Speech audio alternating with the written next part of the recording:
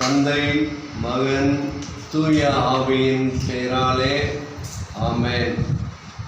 இயேசு கிறிஸ்துவுக்குள் பிரியமான என் அன்பு சகோதர சகோதரிகளே,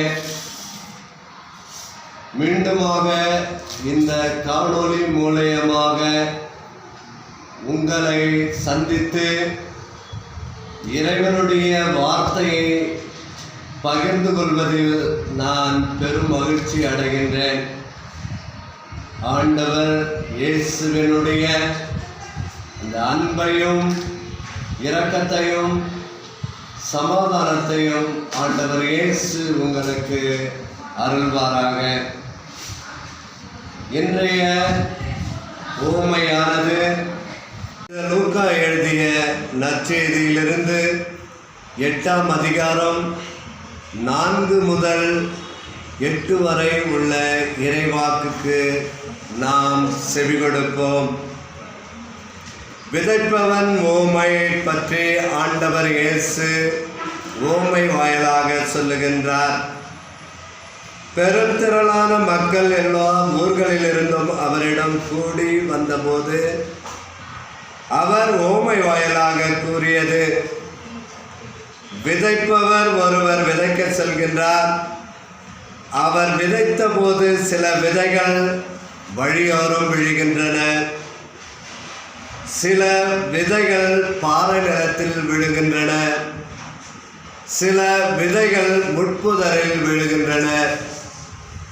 சில விதைகள் நல்ல நிலத்தில் விழுகின்றன.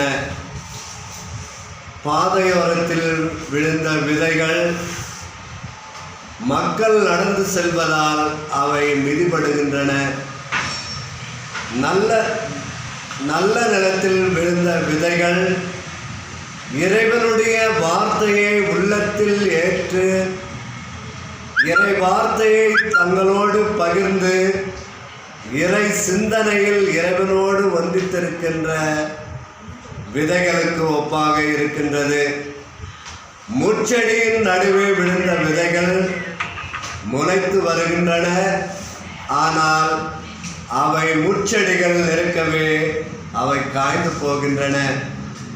பாறை நிலத்தில் விழுந்த விதைகள் மண்ணில்லாமையால் அவை முளைக்கின்றன. அவை காய்ந்து போகின்றன. கிறிஸ்து இயேசுவுக்குள் பிரியமான என் அன்பு சகோதர சகோதரிகளே, இன்றைய உலகத்தில் வாழுகின்ற இந்த சமுதாயத்திலே ஆண்டவருடைய வார்த்தையை நாம் கேட்கின்றோம். ஆண்டவருடைய வார்த்தையை நாம் பின்பற்றுகின்றோம். ஆண்டவர் இயேசுவினுடைய இரக்கத்தை நாம் பார்க்கின்றோம். விதைப்பவன் உவமையில் ஆண்டவர் இயேசு கூறியதைப் போல நாம் எந்த விதையாக இருக்கின்றோம்? பாதையில் விழுந்த விதையாக இருக்கின்றோமா? முட்செடியில் விழுந்த விதையாக இருக்கின்றோமா? பாறை மீது விழுந்த விதையாக இருக்கின்றோமா? அல்லது நல்ல நிலத்தில் விழுந்த விதையாக இருந்து 100 மடங்கு, 80 மடங்கு, 60 மடங்கு போன்ற விளைச்சலை நாம் கொடுக்கின்றோமா?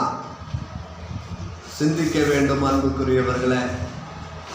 ஆண்டவர் இயேசு ஓர் உவமையை எடுத்து சொல்லுகின்றார் என்றால் அவர்தான் ஒரு உழவனாக இருந்து இந்த உவமையை அவர் எடுத்து சொல்லுகின்றார்.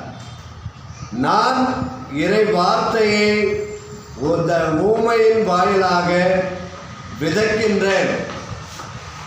கேட்பவர் உள்ளங்களில் அவை எப்படி இருக்கின்றன என்பதை நீங்களும் நானும் புரிந்து கொள்ள வேண்டும். ஆண்டவர் இயேசு ஆணித்தரமாக ஆழமாக நமக்கு கொடுக்கின்ற ஒரு இறை செய்தி இன்று: நீங்கள் அனைவரும் நல்ல நிலத்தில் விழுந்த விதையாக ஆண்டவர் இயேசுவை தன்னுடைய உள்ளத்திலே ஏற்றுக்கொண்டு அந்த இறை இயேசுவின் படியிலே அவருடைய வழியிலே செல்லக்கூடிய ஆற்றலை நமக்கு கொடுத்திருக்கின்றார். அந்த ஆற்றலோடு நாம் வாழ்கின்றோமா என்பதை சிந்தித்து பார்ப்போம். அன்புக்குரியவர்களே, இந்த காணொளியை பார்த்து கொண்டிருக்கின்ற உங்கள் ஒவ்வொருவரையும்காகவும் நான் ஜெபிக்கின்றேன். ஆண்டவர் இயேசுவினுடைய வல்லமை, இறை வார்த்தையினுடைய வல்லமை நம் ஒவ்வொருவர் உள்ளங்களையும் தொட்டு இந்த காலகட்டங்களில், இந்த பொல்லாத காலகட்டங்களில் வாழ்ந்து கொண்டிருக்கின்ற இந்த நாட்களில் ஆண்டவரோடு ஒன்றித்து இருக்கக்கூடிய ஆற்றலை இறைவன் நமக்கு தரும்படியாக நாம் ஜெபிப்போமா? எங்களை எல்லாம் படைத்து பராமரித்து பாதுகாத்து வரும் என் இயேசுவே, இதோ இந்த வேலைக்காக நாங்கள் உமக்கு நன்றி செலுத்துகின்றோம். இதோ இந்த வேலையில் ஆண்டவரே, இந்த நற்செய்தியை கேட்டுக்கொண்டிருக்கின்ற ஒவ்வொரு சகோதரனையும் சகோதரியும் நீர் நிறைவாக ஆசீர்வதித்தருளும் ஆண்டவரே. இந்த ஊமையின் வழியாக நீர் எங்களுக்கு கற்பிக்கின்ற இந்த இறை வார்த்தை நல்ல நிலத்தில் விழுந்த இறை வார்த்தையாக நாங்கள் ஒவ்வொருவரும் வாழக்கூடிய அருளையும் ஆசையையும் ஞானத்தையும் எங்களுக்கு நிறைவாக தாரும் ஆண்டவரே.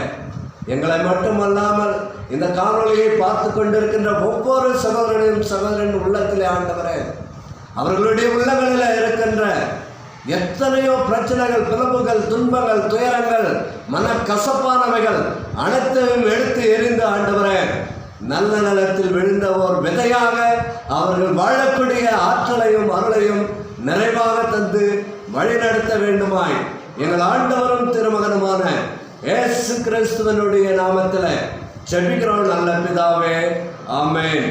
தந்தை, மகன், தூய ஆவி நம் ஒவ்வொருவரையும் நிறைவாக ஆசீர்வதிப்பாராக.